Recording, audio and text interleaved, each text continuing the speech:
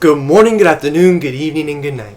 That's right, we're talking about Borderlands. Borderlands is a 2024 American science fiction action comedy where an outlaw who forms an alliance with a team of misfits to find the missing daughter of the most powerful man in the universe. Alright, let's just go right into the 10 essential aspects of a movie. First is plot. Does the movie follow a comprehensive story arc and is plausible within the world that has been created? Alright, a video game adaptation. Now this almost never goes well, and it did not do any different here. Borderlands, I've not played the video game, but I know a lot of people love it, and I did watch a playthrough of the Telltale Borderlands game, and I enjoyed it. The story of Borderlands is interesting. There's a lot going on, and there's cool ways to tell stories. However, the plot of this movie, it's so... I guess it's okay, but the execution was just terrible. And there's so many other aspects of the world that I was interested in that never got explained. So the plot of this movie could have been good, but honestly, it was just kind of boring. Second is attraction. Does the movie have an interesting premise with a high entertainment value? Kind of. Borderlands has a high entertainment value. Does the movie? Not really, because they just, I don't know, I didn't want to go watch it.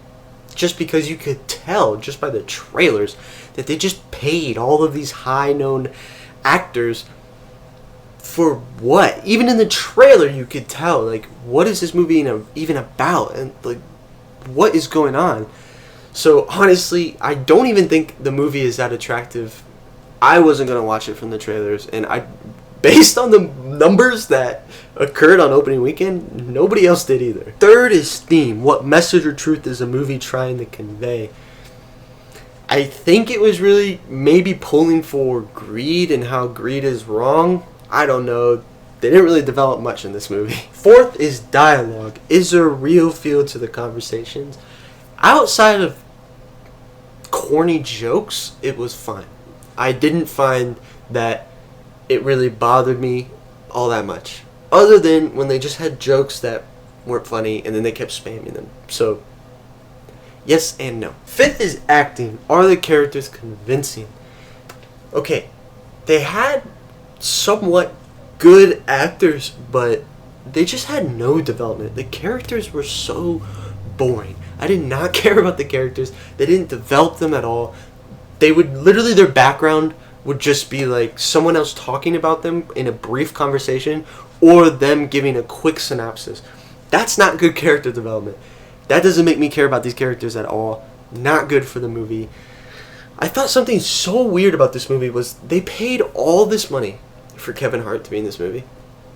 He's a comedian, okay? He made his money off of being a comedian, and I know he's been an actor, but most of the time when he's been acting, he's in a comedy role. They paid this man all this money to be a serious guy. He was serious in this movie, and it made no sense, and it was weird for him. The choices were just so odd. It's not that the acting was bad, but the writing was just god-awful. 6 is cinematography. Is there a creative use of lighting, setting, and wardrobe to convey emotion? Like I was saying in the previous section, if you cannot develop a character, I'm not going to care about them. And therefore, any time you have a scene where you're trying to get me to feel for them, maybe have fear that something's going to happen to them, or feel for them if something sad happens, it's not going to happen because I don't care about them. I don't care about who they are or how they feel, and that's exactly how this movie went. The only thing that was good about it was the style. Borderlands is always, it's kind of known for the story, but it's really known for that interesting style and action. And the action, personally, I thought it was good. I thought they did a good job, other than just having too much of it for no reason. They would just have way too much action with terrible plot lines in between where I just didn't care, but the style was cool, and I thought they tried to capture the essence of Borderlands in the style, in the outfits, in the world. I thought that execution was done pretty well. 7th is editing. This is all about the pace of the movie. Now, the movie is an hour and 41 minutes, but this section is so hard when the movie is not very good. When it's not good, it's always going to be too long. And this movie was too long. I wanted it to end sooner, just because I just didn't care. I didn't care that much. So It's this part is always hard. I say it's too long. It's not really that long of a movie, but it just sucks, so I'm always going to want it to be shorter. 8th is soundtrack. I don't remember if there was a soundtrack. Don't care. 9th is directing. Now, I feel the previous 8 categories are the director's job. He's in charge of all those. He needs to put those all together to make a good movie. Now, the director is Eli Roth, and this was his 9th movie, surprisingly. His previous 8 movies that he directed was Cabin Fever, Hostel, Hostel Part 2, The Green Inferno, Knock Knock, Death Wish, The House with a Clock in Its Walls, Thanksgiving, and then Borderlands. I have not seen any of those. I have heard about Hostel, so that's something I would need to watch, but otherwise I don't understand how directors like this keep their job. This is not a good movie. The directing in it is not good. The only thing that was good was the style.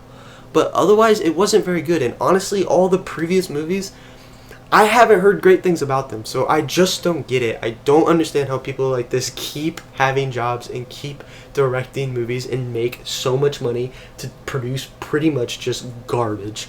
But Eli, please stop making movies.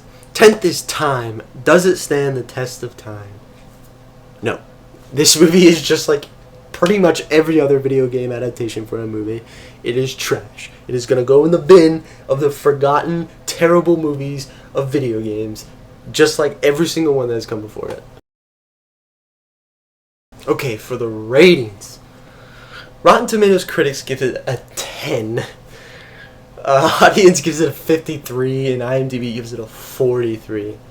I can't go as low as 10, even though I understand why the critics don't like it. Compared to every movie ever made, it's not a 10. There were some abysmal movies out there. 40s, I don't know, I'd probably even put it in 30s, but what's saving it is the style, okay? And the actors weren't that bad. So those are 2 positive things to get out of this movie, but it's not good. And if I'm saying 40s are kind of high, this is not a good movie. Alright, finally for the rankings. For 2024 on the entertainment side, it's going to go 9th, just below Ungentlemanly Warfare and above Frogman. I would never watch any of these movies again, except maybe Frogman if I was wanting to get drunk and have a good laugh. But other than that, Ungentlemanly Warfare is just it's somewhat of a better movie. It somewhat grabs my attention a little bit more. It's not that much, but if I had to choose one of these 2 to not exist, it would be Borderlands. So that's kind of how I determine where I want to put it on the list. It is better than Frogman. It had a better budget. It has better visuals. Frogman's kind of capped. It's limited on how high it could ever get anyways. So it's better than Frogman, but honestly, it ain't that much better. They both suck. For cinematography, it's going to be 9th again. This time just below Ghostbusters and above Frogman. Ghostbusters it's way better. I mean, it's not crazy better, but it's definitely better than Borderlands. That's not even really a hard decision for me. I think maybe it's just because Ghostbusters is riding off the previous films a little bit, but I just like the universe better than Borderlands. The way it was executed in this movie. It's better than Frogman. Kind of feel like I've beaten a dead horse on that one. For the decade of the 2020s, it's going to be the exact same on both sides. I just have not reviewed a movie outside of 2024 yet. For all time on the entertainment side, it's going to be 15th, just below Paranormal Activity, Ghost Dimension, and above Frogman. I don't know. Again, when you get low to these bottom tier movies, it's hard to rank them. But Paranormal Activity, Ghost Dimension, I felt something watching that movie somewhat. There were certain scenes that gave me a little bit of the heebie-jeebies. Borderlands was just boring. I just never felt anything the whole movie. So I really would never watch that. Ghost Dimension, if I was feeling a little, I don't know, I just got a hair up my butt to just watch a somewhat little creepy movie, I would probably watch Paranormal Activity before Borderlands. But again, I don't need to explain why it's above Frogman. For cinematography, it's going to be 15th. just below Paranormal Activity and above Frogman. Again, it's just the same reasons. Like, I just feel like Paranormal Activity is just a little bit better of a movie. A little bit. It's not that much better. When you get down to these trash garbage movies, it's kind of hard to rank them. I don't know. My gut tells me that Paranormal Activity somewhat represents film better than Borderlands, but honestly, they're both trash and they're both at the bottom of the barrel. I don't need to explain myself about Frogman. Alright, that's it. That's all I've got for Borderlands. Let me know what you thought about it. Maybe I'm wrong. Maybe this is a great movie. Let me know. Let me know also what movie you want me to review next. Otherwise, I'm Mr. Majoritarian. Stay classy, San Diego.